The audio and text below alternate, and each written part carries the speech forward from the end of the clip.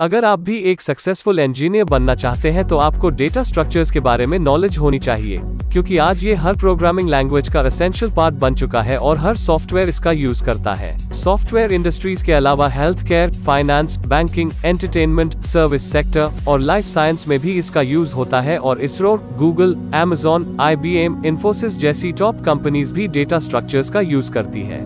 यानी अगर इन टूल्स में मास्टरी हासिल हो तो ऐसी टॉप कंपनीज में जॉब मिलने के चांसेस भी हो सकते हैं। ऐसे में आपको भी डेटा स्ट्रक्चर्स के बारे में जरूर जान लेना चाहिए, इसलिए आज हमने इस टॉपिक पे वीडियो बनाया है ताकि इसे देखकर आप डेटा स्ट्रक्चर्स का बेसिक कॉन्सेप्ट समझ पाए और इसे लर्न करने के बारे में सोच सके।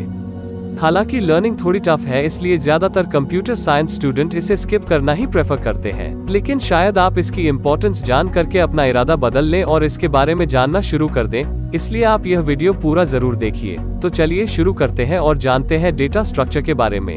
डेटा स्ट्रक्चर कंप्यूटर साइंस में डेटा को स्टोर और ऑर्गेनाइज करने का एक स्पेशलाइज्ड फॉर्मेट है। यह डेटा स्ट्रक्चर कंप्यूटर साइंस का की कंपोनेंट है और इसका use artificial intelligence, operating system और ग्राफिक्स में होता है।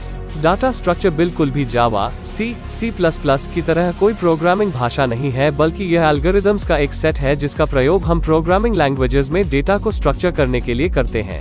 डेटा स्ट्रक्चर बहुत सारे कंप्यूटर साइंस एल्गोरिदम्स का एक मुख्य भाग है जिसके द्वारा प्रोग्रामर्स डाटा को अच्छे ढंग से हैंडल कर सकते हैं।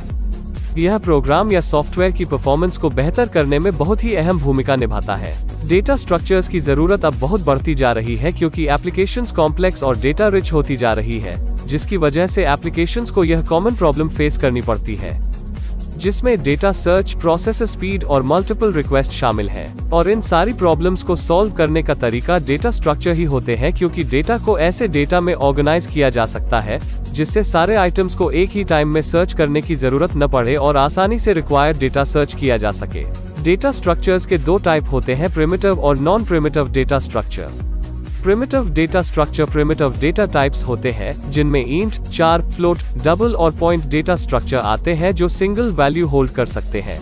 और नॉन प्रिमिटिव डेटा स्ट्रक्चर दो टाइप के होते हैं, लिनियर और नॉन लिनियर डेटा स्ट्रक्चर। वैसे डेटा का अरेंजमेंट जब एक सीक्वेंशियल मैनर में होता है तो उसे लिनियर डेटा स्ट्रक्चर कहते हैं। ऐसे डेटा स्ट्रक्चर में अरे, स्टैक, क्यू और लिंक्ड लिस्ट आते हैं। इस तरह के डेटा स्ट्रक्चर में एक लिनियर फॉर्म में एक एलिमेंट केवल दूसरे एक ही एलिमेंट से कनेक्टेड रहता है और तब एक एलिमेंट एक से ज्यादा एलिमेंट से कनेक्टेड रहता है तो उसे नॉन लिनियर डेटा स्ट्रक्चर कहा जाता है, जैसे ट्रीज और ग्राफ्स जिनमें एलिमेंट्स रैंडम तरीके से अरेंज रहते हैं।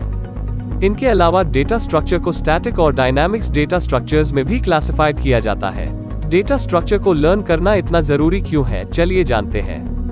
डेटा स्ट्रक्चर को प्रॉपर लर्न करना इसलिए जरूरी है ताकि आप वेब डेवलपमेंट और प्रोग्रामिंग वर्क के ऑर्गेनाइजिंग प्रिंसिपल को समझ सके। यह एक फंडामेंटल कोडिंग कॉन्सेप्ट है। यह प्रोग्रामर के तौर पर आपके पोर्टफोलियो में 4 चांद लगा सकती है। स्टार्टअप्स और स्ट्रॉन्ग डेटा स्ट्रक्चर की नॉलेज रखने वाले कैंडिडेट्स को प्रेफर करती है। डेटा स्ट्रक्चर का यूज अक्सर रिसर्च में होता है और इसके जरिए हम बहुत सारी प्रॉब्लम सॉल्व कर सकते हैं। यह किसी प्रोग्रामिंग लैंग्वेज तक ही लिमिटेड नहीं है, बल्कि इनका यूज आप किसी भी प्रोग्रामिंग लैंग्वेज में कर सकते हैं। यानी डेटा स्ट्रक्चर की तो बहुत ज्यादा ही इंपॉर्टेंस है। आज की वीडियो में बस इतना ही, फिर मिलते हैं एक और नई वीडियो के साथ, तब तक के लिए धन्यवाद।